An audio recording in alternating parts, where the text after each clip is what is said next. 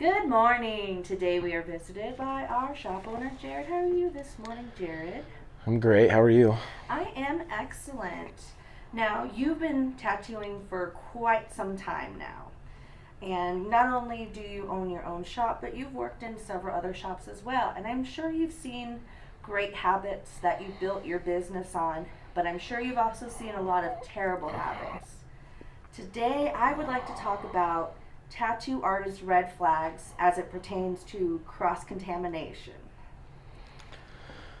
Yeah, there's there's a lot of those and I think many facets of it, and yes, you do see it. You see one of the first things I thought of just now when you were saying that is conventions, right? Because I've worked a lot of conventions, and I prefer invitational, so you're going more of kind of a select group of artists, right, that are invited to these conventions, and typically that would mean you have a higher grade artist, right, or a group of a lot higher grade artists than just a regular convention.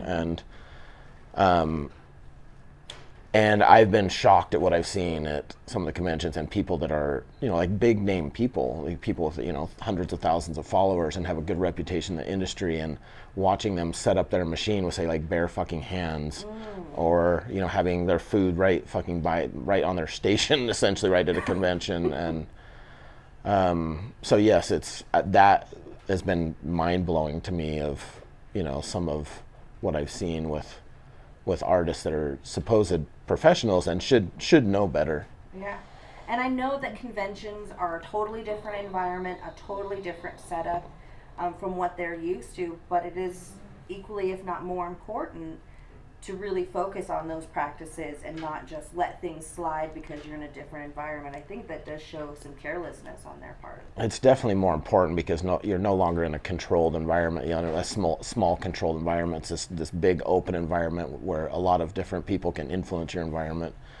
So yeah, it's way more important to. So say you are getting a tattoo from somebody who is in their environment. What are some like behaviors or practices that a client should keep out for while they're getting tattooed? And is it appropriate for clients to speak up in that aspect?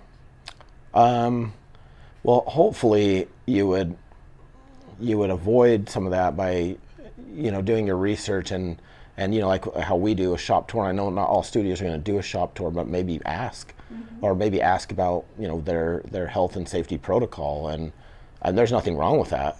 I don't think we'd be happy to answer if somebody asked us, what is your protocol? What are your standards of cleanliness?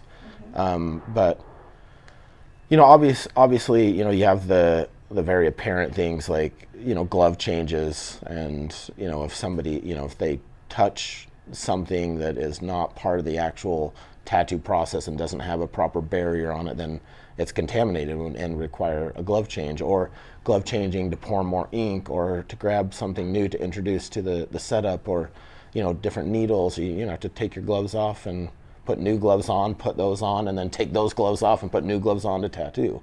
Yeah. So you're not going to want to, for example, put gloves on, pour some ink, and then use those same fucking gloves to start tattooing with. Because the ink's on the shelf, you don't think about it, but anything could happen at that point. Once you're in that sterile field, like you said, all of those items are actively used for tattooing and can be interchanged. But things like, say your tattoo artist is vaping or checking their phone and things like that, I've seen artists wipe off their phone once before their session and assume that it's going to stay clean the entire time too. And those are just really poor practices. But the other bad thing, the huge red flag about that, what you just said, like let's say they did sanitize their phone. Well, why the fuck are you going to disinfect your phone? Are you going to contaminate your own phone?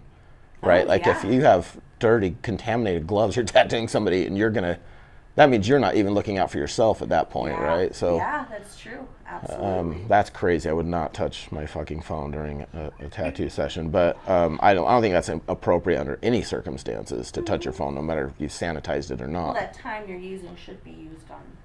Yeah, well, yeah, for multiple reasons it's not appropriate. But some of the other big things are, barriers, having, barriers that are meant for to be barriers on, for your setup tray, and covering wherever the body part is sitting, We like to use, the big drape sheets to cover.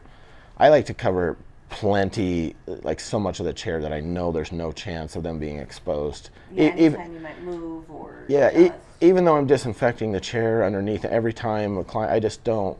Number one, it makes cleanup a lot easier. I don't have to worry. The chair still gets disinfected, but it's prevention, right? If you can prevent it from touching a surface, even though it's clean and it's just an easy dispose of the barrier, then that makes a lot more sense. Excellent. I do appreciate your input on this topic. Is there anything else you want to add in conclusion? No, I mean, for the purposes of keeping this video a good time, I mean, there's a ton of stuff we could talk about, but I think those are some of the most important things, and shop cleanliness. And I think just doing some research and asking, can you walk me through your protocol? And excellent. So. Well, thank you so much, and I think it's very informative for clients to know these little things to keep an eye out for, because it is important not only for the health and safety of the client, but also the artists and the staff as well. Thank you so much. You're welcome. Thank you.